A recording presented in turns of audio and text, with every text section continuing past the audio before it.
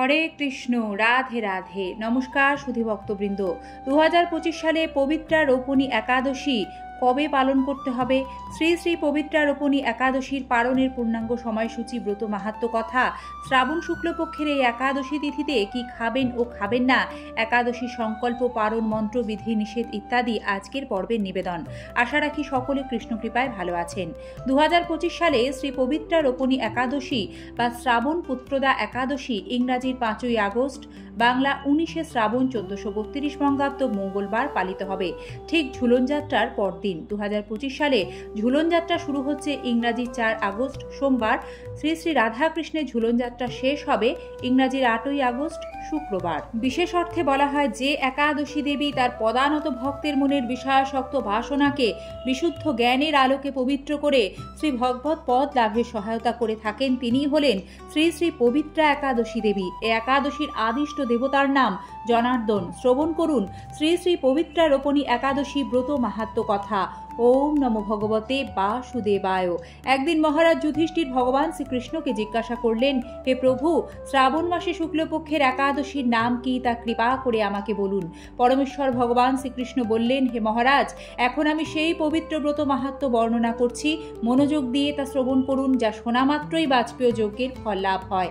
প্রাচীনকালে দাপর যুগের শুরুতে মহিজিৎ নামে এক বিখ্যাত রাজা ছিলেন।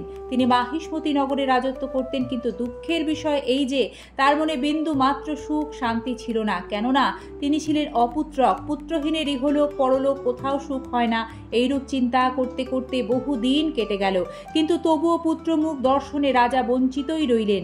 নিজেকে অত্যন্ত দুর্ভাগা মনে করে রাজা চিন্তাগ্রস্ত হলেন। প্রজাদের সামনে গিয়ে বলতে লাগলেন, হে প্রজাবৃন্দ, তোমরা শোনো, আমি এই জন্মে তো কোনো পাপ কাজ করিনি, অন্যায়ভাবে আমার রাজকোষ বৃদ্ধি করিনি, ব্রাহ্মণ বা দেবতাদের সম্পদ কখনো গ্রহণ করিনি, উপরন্তু প্রজাদেরকে পুত্রের মতো পালন করেছি, ধর্ম অনুযায়ী পৃথিবী শাসন করেছি, দুষ্টদের যথানুরূপ দণ্ড দিয়েছি, সজ্জন ব্যক্তিদের যথাযোগ্য সম্মান করতেও কখনো অবহেলা করিনি। তাই হে ব্রাহ্মণগণ, এ প্রকার ধর্মপথ অবলম্বন করা সত্ত্বেও কেন আমার পুত্র লাভ হলো না, তা আপনারা কৃপা করে অনুসন্ধান করুন। রাজার এই প্রকার কাতর উক্তি শ্রবণে ব্যথিত রাজভক্ত পুরোহিত ব্রাহ্মণগণ রাজার মঙ্গলের জন্য গভীর বনে ত্রিকালজ্ঞ মুনি ঋষির কাছে যেতে মনস্থ করলেন। বনের মধ্যে ঋষিদের আশ্রম সকল দেখতে দেখতে তারা এক মুনি সন্ধান পেলেন।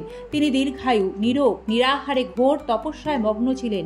সর্বশাস্ত্র বিশারদ ধর্মতত্ত্বজ্ঞ ও ত্রিকালজ্ঞ সেই মহামুনি লোমশ নামে পরিচিত।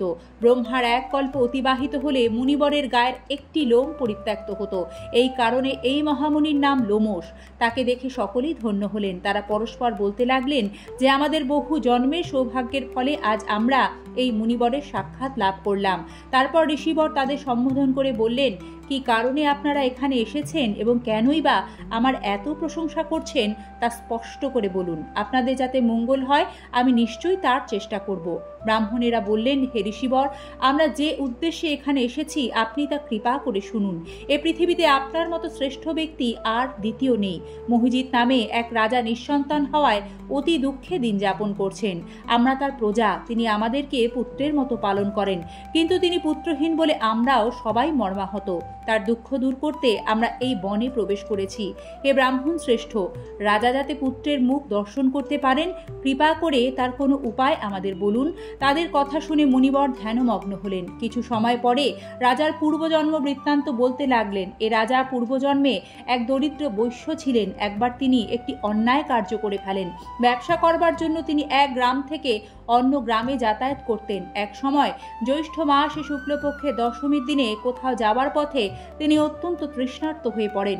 গ্রাম প্রান্তে একটি জলাশয় তিনি দেখতে পান, সেখানে জলপানের জন্য যান। একটি গাভী ও তার বাছুর সেখানে জলপান করছিল। তাদেরকে তাড়িয়ে দিয়ে তিনি নিজেই জলপান করতে লাগলেন। এই পাপ কর্মের ফলে তিনি পুত্র সুখে বঞ্চিত হয়েছেন, কিন্তু পূর্বজন্মের কোনো পুণ্যের ফলে তিনি এরকম নিষ্কণ্টক রাজ্য লাভ করেছেন। হে মুনিবর, শাস্ত্রে আছে যে পুণ্য দ্বারা পাপ ক্ষয় হয়, তাই আপনি এমন একটি পুণ্যব্রতের উপদেশ করুন যাতে তার পাপ দূর হয় এবং আপনার অনুগ্রহে তিনি পুত্র সন্তান লাভ করতে পারেন। লোমশ মুনি বললেন, শ্রাবণ মাসে শুক্লপক্ষের পবিত্রা রোপণী একাদশী ব্রত অভীষ্ট ফল প্রদান করে। আপনারা যথাবিধি তা সকলে পালন করুন। লোমশ মুনির উপদেশ শুনে আনন্দ আনন্দ চিত্তে গৃহে প্রত্যাবর্তন করে তারা রাজাকে সে সকল কথা জানালেন। তারপর সকলে মিলে মুনির নির্দেশ অনুসারে ব্রত পালন করলেন। তাদের সকলের পুণ্যফল রাজাকে প্রদান করলেন। সেই পুণ্য প্রভাবে রাজমহিষী গর্ভবতী হলেন। উপযুক্ত সময়ে বলিষ্ঠ সর্বাঙ্গ সুন্দর এক পুত্র সন্তানের জন্মদান করলেন। ভবিষ্যোত্তর পুরাণে এই মাহাত্ম্য বর্ণিত হয়েছে।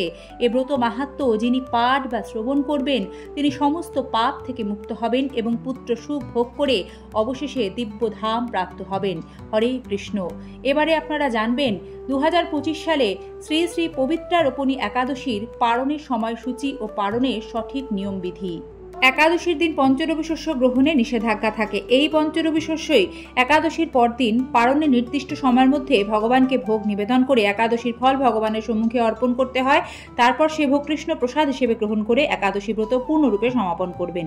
2025 সালে শ্রী পবিত্রা রোপণী একাদশীর পালন করতে হবে ইংরাজি 6 আগস্ট বুধবার ভোর 5:10 থেকে সকাল 9:32 মধ্যে। এ সময় পারণের মন্ত্র 3 বার উচ্চারণ করবেন, যা হলো অজ্ঞানতিমিরান্ধস্য ব্রতে নানেন কেশব প্রসীদ সুমুখনাথ জ্ঞান দৃষ্টি প্রদ ভব।